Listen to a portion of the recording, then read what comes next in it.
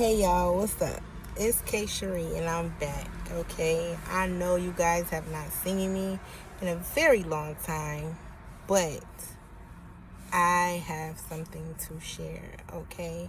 I haven't been on because I didn't want to get on with like not having anything to say or moving in my own way. I wanted God to be able to lead me into what to say, and I've been asking Him, what is it that He wants me to tell you guys? So, it's been on my heart for the past couple of days, maybe a couple of weeks now. I have been studying the book of Ruth, and I wanted to get into it, like really deep dive into it, right? So as I was reading it, I took out some key notes that I didn't see. A lot of the times when we read the book of Ruth, we always talk about Ruth and Boaz, but nobody ever looks at the characters, the characteristics in the characters, and the other aspects. So, starting off, we all know that Ruth was a daughter-in-law of Naomi. Naomi had two daughter-in-laws, Ruth, and the other one was Oprah. I hope I'm saying it right. Ruth's husband died, and Oprah's husband died, which was Naomi's two sons. So these women became widowed. Naomi became very bitter in her heart because she had lost everything. Her husband was gone, her children was gone. She gave the two women an option to move forward. She said, basically, why still be here? What else is there left of me? My sons are gone. I don't have anyone for you guys to marry. You're not going to wait till I have kids. I'm too old for that. And even if I did, you're not going to wait until they grow older to marry them. So she was kind of not hopeful. She was really doubtful. She said that God raised His fist to her. She felt like He took everything from her and He was punishing her. But the story got interesting because He used Ruth to give her everything that she thought she didn't have. The one thing about this thing was that all three women were widowed. Some of us go in our lifetime where we're getting closer to God and He takes things from us. We become widowed from the things that we once were connected to. We become widowed from those people, places, and things that we were once connected to. And then we think that all hope has failed because it doesn't look up. We don't see the good that's coming from this widowness, this widow season that we are facing. We don't see it. So we become doubtful. We think that God left us. We think that God took His hand off us. But there was always something in the back.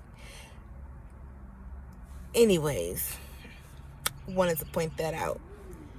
Another thing that I caught out of here that I wanted to share with you guys is, even though those were Naomi's characteristics, Naomi gave her daughter-in-laws two different options. She told them, well, actually one option, she told them, you could go ahead and go back to your gods, serve your gods, go find another husband to marry. Oprah, she was like, all right, cool. I'm going to go do just that. She didn't even hold no time. She didn't even waste no time. She didn't even want what God probably had for her. She was an example of, oh, she was just in it for what it came with. She was in it for when it came with, but soon that man died, she was gone. She wanted nothing more. She didn't want any more of those guys. And she didn't want to serve God. She didn't want anything to do with just that situation. She wanted that thing out of it. She wanted what she wanted. And how many of us want what we want? We want what we want, and we don't want to let God work it out. We don't want what God has for us. We want what we want. So we do the next best option that seems logical to us. Yeah, let's go back. She went back. How many people goes back? They go back to being in the streets. They go back to that same love life that was killing them. They go back to that thing that was holding them hostage, that was holding them to a slave, that same thing that was putting them in mental issues. They go back. They go back to the same relationship where they were getting abused. They go back. But Ruth, she has some awesome characteristics. She had humility. She said, "No, I'm a come with you. I don't need to go back. I don't want to go back. In other words, I have no desire to go back. Back doesn't have anything there for me that I desire. I don't know where we're going. I don't know where you're taking me. I don't know what this is going to lead to, but I'm coming with you." Now, that's the way I'm trying to go. I don't know where God is taking me. I don't know. But all I know is back is not going to cut it. Back is not enough. Back is not going to move me forward. Back is named back because it's behind, which means it could never be forward. It could never be in front. I want that thing that's in front of me that I don't even see. But anyways, she was humble. She was loyal. Okay? She had working hands. She provided for her family. Okay? She did whatever she needed to do. But she was not going to leave Naomi alone. She was not going to sit around and mope. Okay? She could have went back to her God and served God, but she chose to serve the one and only living true God. She chose to serve the God of Israel. Come on.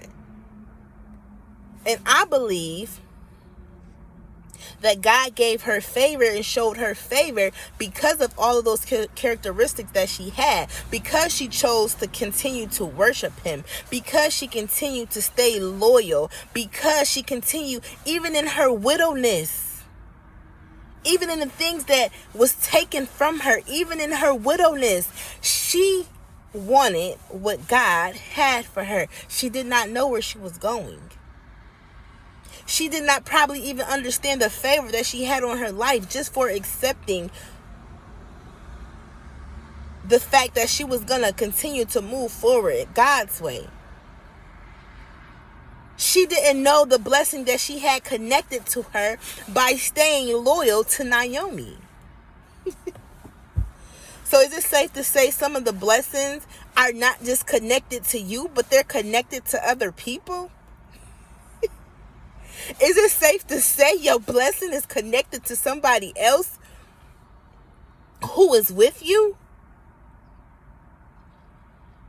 who you need to stay loyal to because that thing that God has for you is in them? That favor? Is it because she chose to continue to serve God that God showed her favor even in her widowness? So many people give up on their widowness season. They get everything stripped from them and they become by themselves, and now it's just them, and all hell breaks loose. They don't know what to do. They don't know where to go. But they don't want to get through the season. But all God is saying is continue to walk in Him. Continue to glean from the fields. Continue to use your hands. Continue to work. Oh, you desire that thing?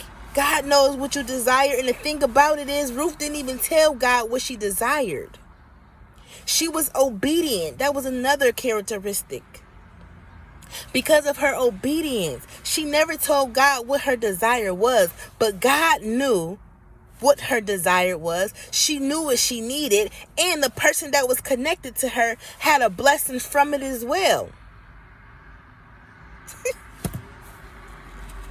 Come on now. Okay? Listen. So, He wants you just to continue to work. And in your working, and you moving, and you doing, you're not going to always see. But in the midst of that, He will bless you. He will bring you a kingdom redeemer. He will bring you a family redeemer. He will bring you that thing that is going to shift your life into the direction that you are headed, in the direction that you are going, into your destiny that He has for you. He is going to send you that thing in the midst of you gleaming, Ruth, just for you. A lot of us, I know we sit around, we wait for it, we keep saying God bless us, God bless us, God bless us. We don't see it. But are you working? Are you obedient? Are you patient? Are you humble? Then, Jesus, you got to know when to be obedient. Because if that blessing comes and He give you the direction and He tells you what to do, are you going to follow it? See, Ruth, she followed the direction from Naomi. She followed the direction from the Redeemer, from the blessing. She followed the directions from the blessing. She followed the directions of Naomi. How much humility do you have to understand that? We say, oh, don't tell us what to do. You can't tell me what to do, because I know what to do. But Ruth was so humble that she listened to Naomi's rules. She didn't go back and say, nah, I ain't about to go sit on no threshing floor.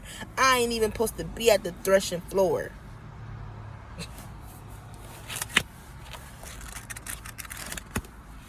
See, so many of us are used to being in tradition. This wasn't even tradition for a woman who was not a wife to go sit at the threshing floor of a man. He even said, I need you to lay here. Told her where to lay until a certain time so that the people wouldn't see her coming out, because he didn't even want it to look like what it wasn't.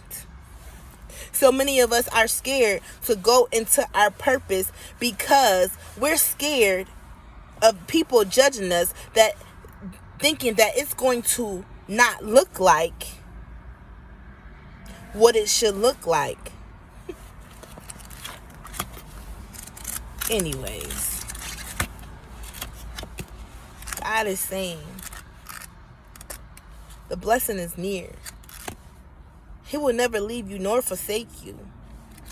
And even in that time, Naomi and Ruth were blessed. He blessed them so well that Ruth had so much. She had enough to fill her cup and for it to overflow. What does that sound like?